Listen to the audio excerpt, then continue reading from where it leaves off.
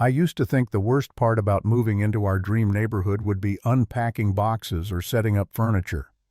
I was wrong. The worst part was when the HOA president attacked my pregnant wife 7 months along over our grass being 2 inches too high.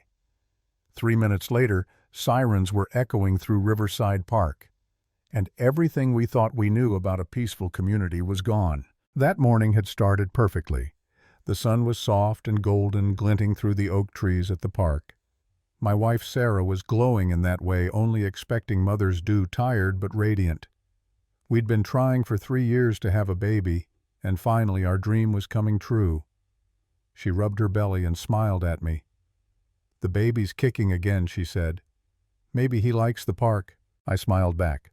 Or maybe he just likes his mom's voice. We'd moved to Willowbrook 6 months earlier. I'm David Miller, a detective for the city police department. Sarah's a nurse at the children's hospital. We'd saved for years to afford a home in this quiet, tree-lined neighborhood. It was supposed to be perfect, but no one warned us about her. Margaret Thompson, 55 years old, childless, and proud president of the Willowbrook Homeowners Association for 8 straight years. Everyone called her HOA Karen behind her back, but never to her face. She had power, and she knew it. She measured people's grass with a ruler, fined them for leaving Christmas lights up too long, and wrote violation letters like it was her life's purpose. People were scared of her. That morning, as Sarah sat on the park bench beneath the old oak tree, I noticed someone watching us from across the playground. A short woman with gray hair, pearl earrings, and that unmistakable fluorescent yellow vest that read HOA Patrol.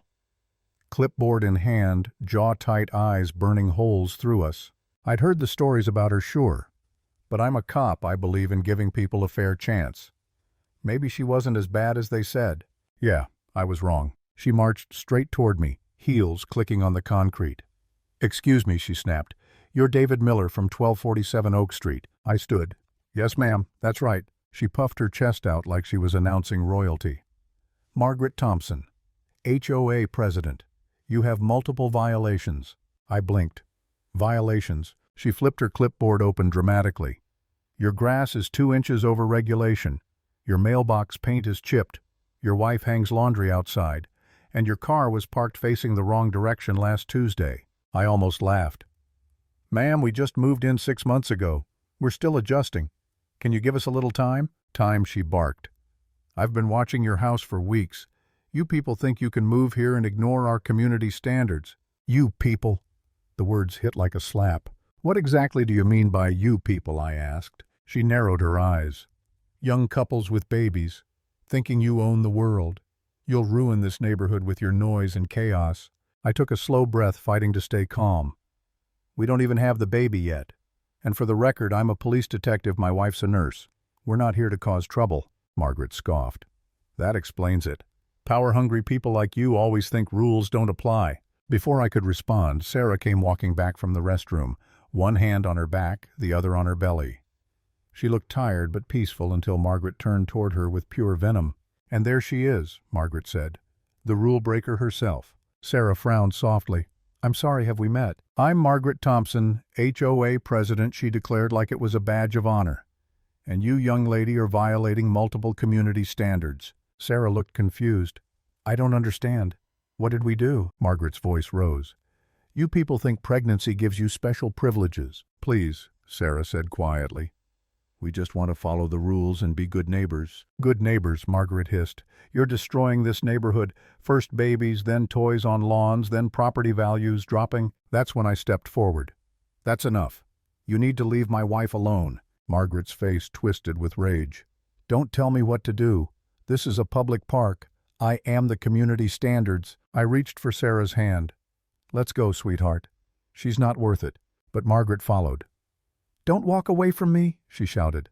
And then it happened so fast I barely saw it. She grabbed Sarah's arm, yanking her backward. "Nobody ignores Margaret Thompson," she screamed and shoved my wife. Hard. Sarah lost her balance, stumbled and fell onto the grass with a cry of pain. "David." I ran to her side, heart slamming in my chest. Blood. There was blood on her dress. "Margaret," I said, my voice shaking, "you just assaulted a pregnant woman." Margaret crossed her arms. "She's faking it. She fell on purpose. "Call 911, I shouted to the crowd. People had gathered, parents, joggers, kids, clutching ice cream cones, all staring. A teenage boy lifted his phone recording everything. Sarah whimpered. "David, something's wrong. It hurts." I pressed my hand over hers. "Stay still, baby. Help's coming." But inside I was breaking. I'd seen shootings, car wrecks, crime scenes. Nothing compared to this. The woman I loved carrying our child hurt by someone obsessed with control. The paramedics weren't there yet. The minutes stretched like hours. Margaret was still talking. "This is ridiculous. I barely touched her." That's when I pulled my phone and called my partner. "Mike, it's David. I need backup at Riverside Park right now. My wife's been attacked. The suspect's the HOA president. She's bleeding." "On my way," he said. 3 minutes. 3 minutes. Those 3 minutes were the longest of my life. Then sirens. The kind of sound that usually means I'm the one coming to help. But this time, it was for us. Mike sprinted across the park with 4 other officers behind him. "Sarah," he called. He dropped to his knees beside her. "Hang in there. We've got you." Margaret tried to walk away, muttering, "I didn't do anything wrong." Mike stood up. "Ma'am, stay right there. I don't have to listen to you." He signaled to the officers. "Yes, you do." Within seconds, Margaret was surrounded. The teenage boy handed over the video. Witnesses gave statements. And just like that, the self-proclaimed queen of the HOA was being cuffed, her voice still shrill and defensive. "She's lying. They're troublemakers." I didn't answer. I was in the ambulance holding Sarah's trembling hand as they checked the baby's heartbeat. The sound came through steady and strong. Relief flooded me so fast I nearly cried. At the hospital, the doctor, Dr. Patricia Williams, came out 2 hours later. "Both mother and baby are stable," she said. "Some external bleeding, but nothing internal. She needs rest." I thanked her about 10 times. I sat beside Sarah, watching her breathe, thinking about how close we came to losing everything. Then my phone rang. "Mike." "She's been booked," he said. "Assault battery and endangering the welfare of an unborn child. But get this, she's done it before." "What?" "She's got 3 prior assault reports in other neighborhoods. The victims dropped charges because they were scared of her." My stomach turned. "So she's been bullying people for years?" "Yep. Used to work as a school administrator, got fired for harassing parents. Moved here, got herself elected HOA president." Nobody knew. I looked at Sarah, sleeping peacefully, and clenched my jaw. They will now. And they did. The video hit the internet like wildfire. Within a day, millions of people saw it. News channels played it on repeat. HOA president attacks pregnant woman over grass height. Margaret tried to defend herself on TV, saying she just wanted to maintain community standards. A reporter asked her. By pushing a pregnant woman to the ground, she froze. That was the end of her defense. Neighbors started coming forward, dozens of them. Stories of fines, harassment, petty cruelty. One elderly widow said Margaret fined her $500 for planting the wrong color flowers. A veteran said she called the cops on him for having too many cars in his driveway. Classic cars he restored himself. A family with a disabled son said she tried to make them remove their wheelchair ramp because it was an eyesore. For years, everyone had suffered in silence. Until now. But while the world celebrated, I wasn't. Not really. Because at one point late that night, sitting in the hospital beside Sarah, I started wondering if this whole mess was somehow my fault. If maybe I should have handled things differently. Maybe if I'd ignored her, stayed quiet, avoided confrontation, this wouldn't have happened. But then I looked at Sarah's pale hand resting on her belly, and I realized something. Silence is what people like Margaret rely on. That's how bullies win, by scaring everyone into submission. And if I stayed quiet now, she'd just do it again. That was the moment I knew she wasn't just going to face my anger. She was going to face the law. 3 months later, we were back in court. Sarah was 8.5 months pregnant, ready to give birth any day. The judge even offered to delay the trial, but Sarah shook her head. "No," she said. "I want this done before our baby's born." The courtroom was packed. Neighbors, reporters, even strangers from online who'd followed the story. Margaret's lawyer tried his best. My client is a respected community leader who made a mistake, but the evidence was overwhelming. Video footage, witnesses, her record. Then came the victim impact statement. Sarah stood slow but steady, her belly round beneath her light blue dress. "My name is Sarah Miller," she said.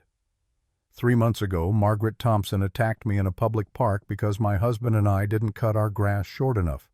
I was 7 months pregnant. I fell. I bled. For 2 hours we didn't know if our baby would survive. She took a breath, voice trembling but strong. But this isn't just about me. It's about every person who's been bullied or threatened by someone who thinks power gives them the right to hurt others. Mrs. Thompson used her authority to make people miserable. That ends today. The courtroom was silent. Even Margaret's lawyer looked down. The verdict came fast, guilty on all counts. 6 months in jail, 2 years probation, anger management, full payment of Sarah's medical bills. When the bailiff led her away, Margaret finally looked at us. "I'm sorry," she whispered. Sarah nodded. "I hope you get help." That was it. No cheers, no applause, just quiet justice. And as I walked out of that courthouse, I finally exhaled. I'd spent months angry, haunted, second-guessing every move, but in that moment, I understood. Evil doesn't always wear a mask or carry a weapon. Sometimes it wears a pearl necklace and holds a clipboard. But justice doesn't need to shout. It just needs proof, courage, and people who refuse to stay silent. Sure. And if there's one thing I learned, it's this. No title, no position, no HOA rulebook gives anyone the right to hurt others. Because in the end, compassion will always outlast control.